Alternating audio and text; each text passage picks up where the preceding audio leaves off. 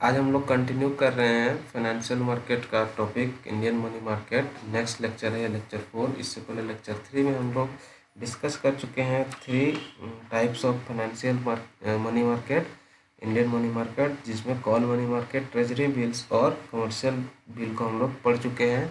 अब इससे आगे पढ़ते हैं कमर्शियल पेपर। कमर्शियल पेपर क्या होता है? ये अनसिक्योर्ड प्रोमिसरी नोट है जो प्राइवेट कंपनीज, पब्लिक यूनिट्स या नॉन बैंकिंग कंपनीज इशूज करती है। उसमें मैच्योरिटी क्या होता है? फिक्स मैच्योरिटी डेट रहता है। ओके, क्या टाइमिंग है मैच्योरिटी का? टाइमिंग वो आगे हम लोग देखेंगे। ये किसको इशू हो सकता है? इंडिविजुअल्स, बैंक्स, कॉर्पोरेट्स, एनआरआई, किसी को भी, है ना, नॉन रेसिडेंट्स ऑफ इंडिया होता है एनआरआई का मीनिंग। तो ये किसी को भी इशू हो सकता है। ओके, गवर्नमेंट नहीं परचेज करती है, ध्यान दीजिएगा। इसमें कुछ गाइडलाइंस है, इसको इशू करने का गाइडलाइंस है जो कंपनी के पास ये सारा चीज़ होना चाहिए, तभी वो कंपनी कॉमर्शियल पेपर इशू कर सकती है। पहला क्या है कि नेट टेंजिबल वर्थ, है ना, टेंजिबल नेट वर्थ कितना होना चाहिए उसका? 10 करोड़ से कम नहीं होना चाहिए। लेटेस्ट बैलेंस शीट, जो भी फाइनल अकाउंट्स बनते हैं कंपनी के, उसका जो लेटेस्ट बैलेंस शीट है उसमें 10 करोड़ से कम उसका कंपनी का वैल्यूएशन नहीं होना चाहिए, उससे ज़्यादा होना चाहिए। नेक्स्ट क्या है कि करंट रेशियो मिनिमम 1.33:1 होना चाहिए। जो करंट एसेट्स और करंट लायबिलिटीज़ का रेशियो होता है वो 1.33:1 का होना चाहिए कम से कम।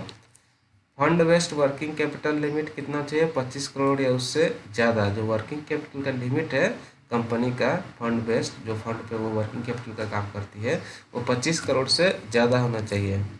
डेप्ट सर्विसिंग रेशियो क्लोजर टू 2, जो डेप्ट को पेमेंट करने का रेशियो है वो 2 के करीब होना चाहिए। मीन्स क्या है कि आपके पास जितना डेप्ट है तो उसका 2 गुना आपके पास एसेट्स होना चाहिए, ताकि वो डेप्ट को आप पेमेंट आसानी से कर सकें। ये रेशियो होता है, तो 2 के करीब होना चाहिए ये डेप्ट servicing ratio.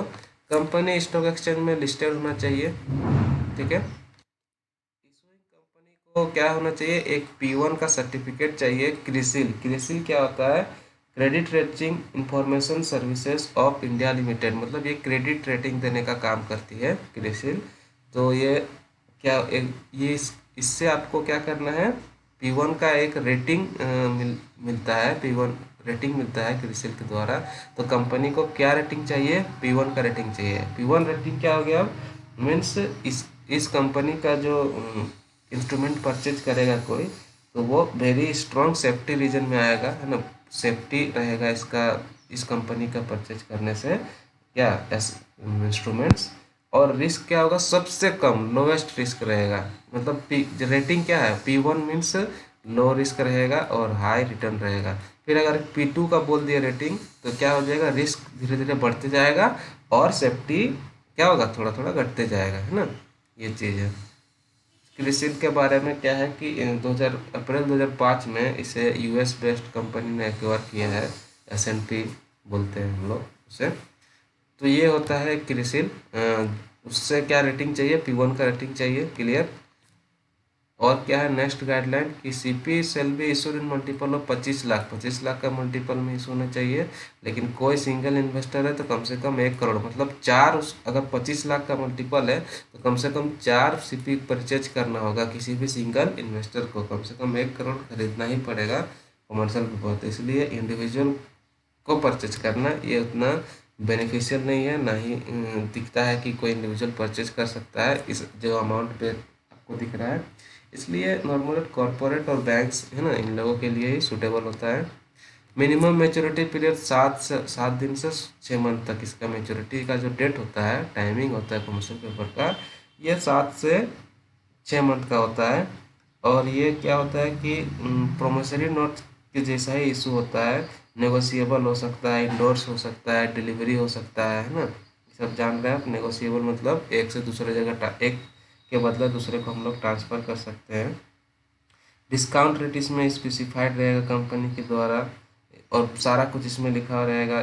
Stamp duty, dealer फी, जितना भी सारा कॉस्ट होता है, एडिशनल चार्जेस होता है, वो भी इस कमर्शियल पेपर में मेंशन रहेगा, जो कि पेमेंट करना होगा आपको। किसको? इन्वेस्टर को पेमेंट करना पड़ता है। ओके, कुछ इसमें लिबरलाइज किया गया था, कुछ इसमें छूट दिया गया था कि 1991 में, है ना, 1991 में क्या हुआ, क्या रूल थोड़ा सा चेंज किया गया कि जो एलिजिबल कंपनी हो गया है, बाकी सब मतलब फुलफिल हो गया, इसमें से एक को क्या ज़रूरत है, क्या ज़रूरत नहीं है कि मिनिमम वर्किंग कैपिटल को 5 करोड़ कर दिया गया है ना। ये जो 25 करोड़ है ना, ये 5 करोड़ अगर रहेगा तो भी काम चल जाएगा, ठीक है। और ये जो रेटिंग P1 है वो अगर P2 भी हो गया, ये कब हुआ था, liberalisation policy, new economic policy जब आया था 1991 में, तब ये हुआ था कि दो चीज़ नहीं भी चलेगा या फिर कुछ कम होगा तो भी वो कंपनी इशू कर सकती है कमर्शियल पेपर। एक जो वर्किंग कैपिटल है वो 5 करोड़ तक हो जाएगा तो भी चलेगा, और दूसरा था जो P1 का रेटिंग मिलता था क्रिसिल से, वो P2 का मिलेगा, थोड़ा सा लो रेटिंग मिलेगा तो भी चल जाएगा काम। आगे बढ़ते हैं हम लोग, certificate of deposit. Certificate of deposit क्या है कि लार्ज सम ऑफ मनी के लिए है ना, थोड़ा बड़े अमाउंट के लिए ये यूज होता है सर्टिफिकेट ऑफ डिपॉजिट, और बैंक्स और फाइनेंशियल इंस्टीट्यूशन से ये क्या कहते हैं, इशू करती है। ये नेगोशिएबल है, मार्केटेबल है, इसका कुछ स्पेसिफाइड पीरियड होता है, ठीक है। और ग्रेस पीरियड भी इसमें मिलता है, ठीक है, एक ग्रेस पीरियड भी आपको मिल जाएगा मैच्योरिटी के लिए। ये सर्टिफिकेट ऑफ डिपॉजिट किसको किसको कौन कौन सब्सक्राइब कर सकता है, कौन परचेज कर सकता है, individuals, corporation, trust, association, NRI normally है ना, ये सारे आपके सर्टिफिकेट ऑफ डिपॉजिट से परचेज कर सकते हैं। तो उसके बाद क्या है कि वोगल कमेटी, देखिए पहले तो आया था 1960 में यूएस में, है ना, ध्यान दीजिए, सर्टिफिकेट ऑफ डिपॉजिट का कॉन्सेप्ट 1960 में यूएस में आया था, ओके। उसके बाद वागल कमेटी इंडिया में हमारा क्या है, एक वागल कमेटी बना आरबीआई के द्वारा, तो वो इंट्रोड्यूस हुआ कब, मतलब सर्टिफिकेट ऑफ डिपॉजिट 1989 में। तो किसको इसमें अट्रैक्ट करने के लिए इंट्रोड्यूस हुआ है, बैंकर के लिए भी और इन्वेस्टर के लिए भी।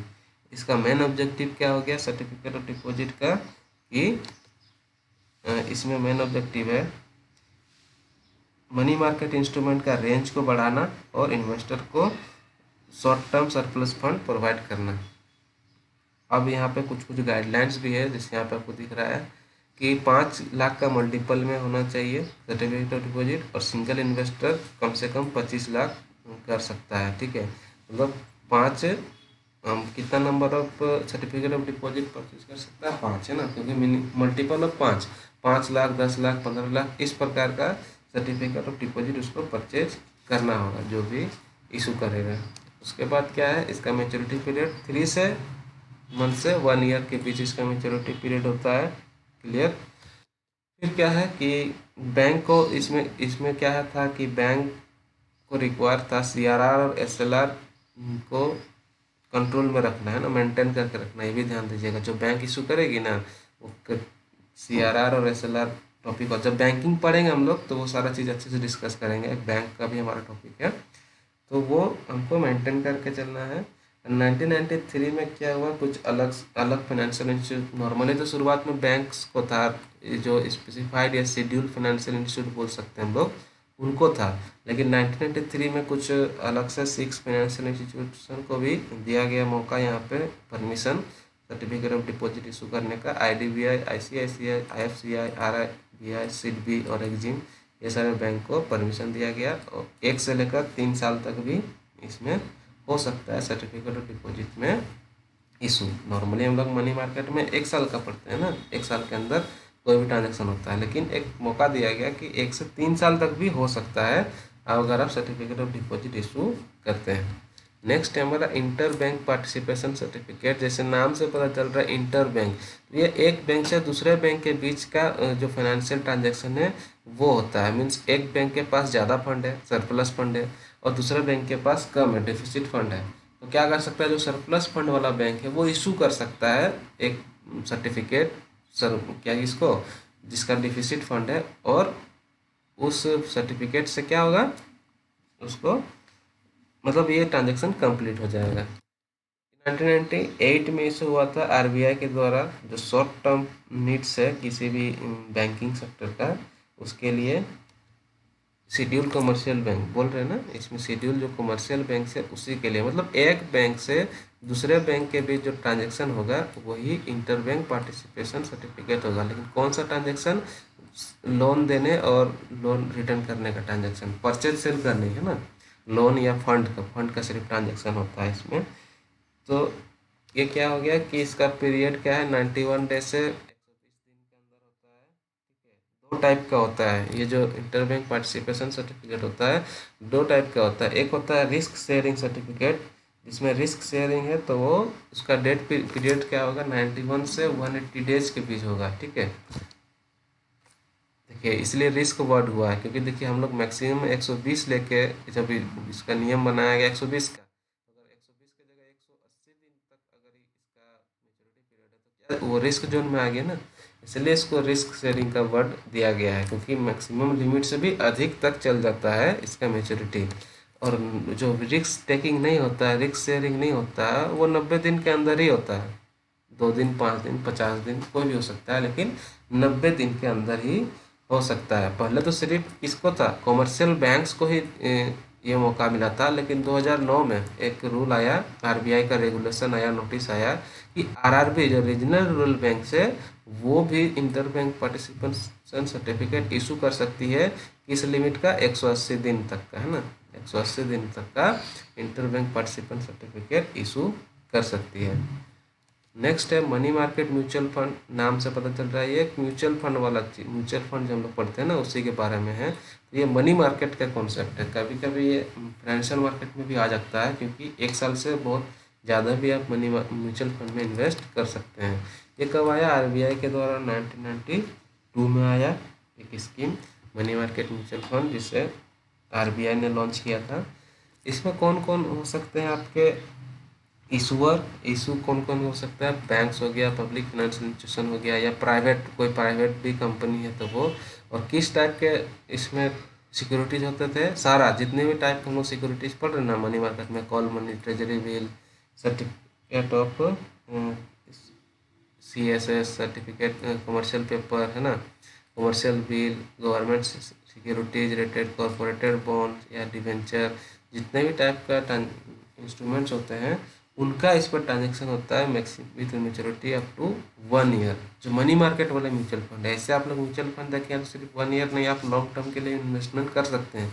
लेकिन जो मनी मार्केट का कॉन्सेप्ट था म्यूचुअल फंड का, उसमें मेच्योरिटी अप टू 1 ईयर ही था। तो ये सेफेस्ट इन्वेस्टमेंट माना जाता है। अभी भी आप लोग देखते हैं जिसके पास कम नॉलेज है वो मनी मार्केट म्यूचुअल फंड में इन्वेस्ट कर सकता है, क्योंकि इसमें क्या होगा कि क्या मिलेगा, रिटर्न मिलेगा आपको नेट एसेट्स वैल्यू के आधार पर। मीन्स उस कंपनी का, जिस कंपनी में आप इन्वेस्ट किए हैं, टाइम टू टाइम उसके एसेट्स का वैल्यूएशन होता है। तो जब उसका नेट एसेट्स वैल्यू जिस टाइम पीरियड पे आप उसको रिडीम कर रहे हैं या मेच्योरिटी डेट कह सकते हैं आ गया, उस टाइम पे उस कंपनी का, जिस जो कंपनी इशू की है म्यूचुअल फंड, जिसका आप म्यूचुअल फंड परचेज किए हैं, उसका उस टाइम पे जो नेट एसेट वैल्यू है उसके आधार पर आपको रिटर्न मिल जाएगा। इसमें गुड रिटर्न मिलता है, अच्छा रिटर्न मिलता है, क्योंकि रीजन क्या है कि सेफेस्ट गवर्नमेंट सिक्योरिटी में या फिर कॉरपोरेट सिक्योरिटी जो अप्रूव्ड है उन्हीं पे इन्वेस्ट होता है, इसीलिए। ठीक है, ये नोट हमेशा सेफ माना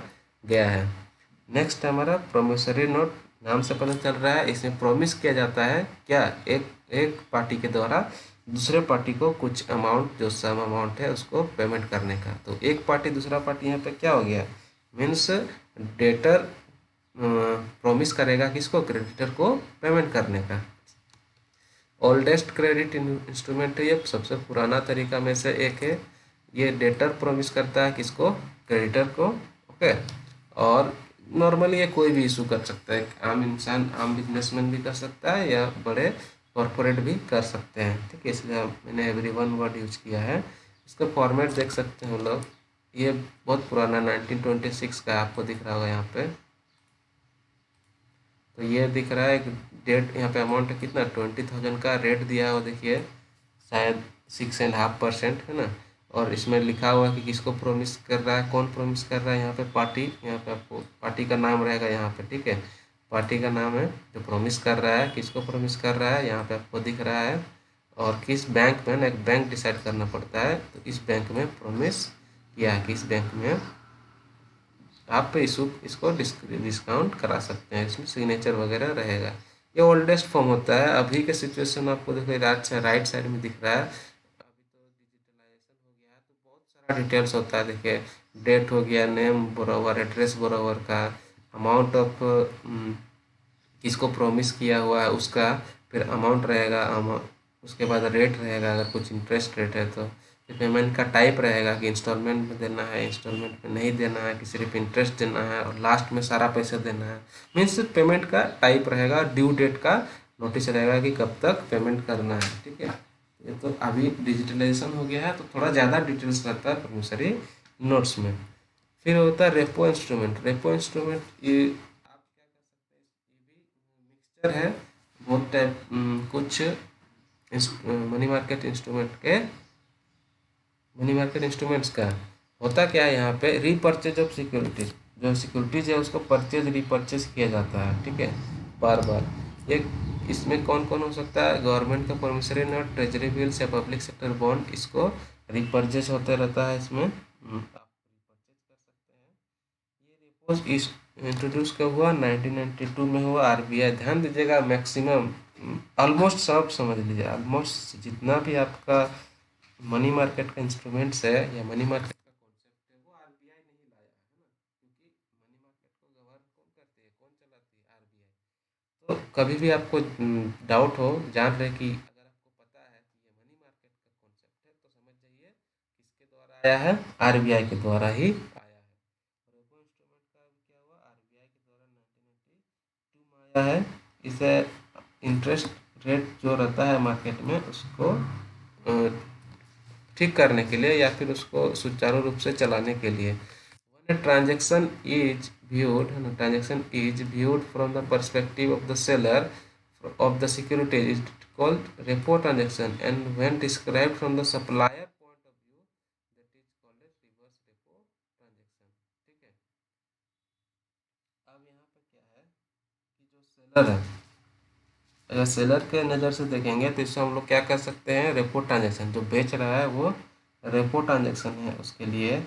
और जो सप्लायर पॉइंट है, जो सप्लाई कर रहा है, उसके नज़र से देखेंगे तो क्या होगा, रिवर्स रेपो ट्रांजेक्शन कहा जाता है इसमें। तो ध्यान दीजिए किस टाइप का इसमें इंस्ट्रूमेंट होता है, promissory note, treasury bill, public sector bonds जो है, इनका इसमें ट्रांजेक्शन होता है, वो बार बार रिपर्चेज किया जाता है। एक बार परचेज हुआ फिर दूसरा बार फिर रिपर्चेज हो गया। जैसे यहाँ पे पार्टी 1 है, पार्टी 2 है, पार्टी 3 है, ये इसको सेल कर दिया तो वन टाइम हुआ ना, फिर ये जब इसको सेल कर देगा तो इसके नज़र से, जो सेलर के नज़र से तो रेपो ट्रांजेक्शन है, लेकिन इसके नज़र से क्या हो जाएगा, रिवर्स रेपो ट्रांजेक्शन है। ठीक है, उसके बाद हम लोग आगे बढ़ते हैं। ये एक रूल आया अगस्त 2000 में कि ये रिवर्स रेपो ट्रांजेक्शन 3 से 7 दिन के अंदर ही इसका मैच्योरिटी पीरियड हो सकता है। नेक्स्ट है हमारा हुंडी, जिसके नाम से पता चल रहा है ये एक से बहुत पुराना तरीका है आपका मनी मार्केट का, और अनऑर्गेनाइज फिनेंशियल मार्केट का है ना, इसमें ऑर्गेनाइज मार्केट का नहीं था। जैसे इंडिजिनियस बैंक का जो स्वदेशी बैंकिंग था ना, उन्हीं का इसमें पार्टिसिपेट होता था, वही लोग हुंडी का यूज करते थे। एंशियंट टाइम, बहुत पुराने ज़माने से ये यूज होता था, जब बैंकिंग या इस टाइप का कॉन्सेप्ट था भी नहीं पुराने ज़माने में, तब भी हुंडी चलते थे। ओके, फिर क्या है, इसमें क्या होता है, इंडियन लैंग्वेज में लिखा हुआ रहता है। अभी तो आपको दिखेगा इंग्लिश वगैरह में भी, लेकिन नॉर्मली इंडियन लैंग्वेज में लिखा होता था। जैसे ये एक आपको दिख रहा होगा है ना, हुंडी है, देखिए ना, बॉम्बे प्रेफरेंस कब का है, 1951। देखिए ड्यू डेट यहाँ पे क्या है, 10/7/1951, 10 जुलाई है। और जब इशू हुआ है उसका डेट क्या है, 12 अप्रैल 1951 है ना, दोनों डेट दिया हुआ है। कितना डेट टाइम पीरियड भी यहाँ पे मेंशन किया हुआ है, 86 डे के अंदर देना है। किसको प्रॉमिस किया हुआ है, इसमें नाम भी देखिए दिया हुआ है। ठीक है, कितना अमाउंट है वो भी दिया हुआ है, किस रूप में दे रहा है, कैश भी देना है, और सिग्नेचर वगैरह किया गया है। अगर कोई ब्रोकर है तो ब्रोकर का भी इसमें नाम मेंशन होता था। इस प्रकार से ये हुंडी होता है। तो आज हम लोग ख़त्म कर दिए क्या, आपका टॉपिक, जितने भी types of Indian money market होते हैं वो। और नेक्स्ट क्लास में हम लोग डिस्कस करेंगे कि इंडियन मनी मार्केट का डिफेक्ट्स क्या क्या है, और क्या डिस्कस करेंगे कि role of central bank in money market. तो आज के लिए इतना ही, थैंक यू।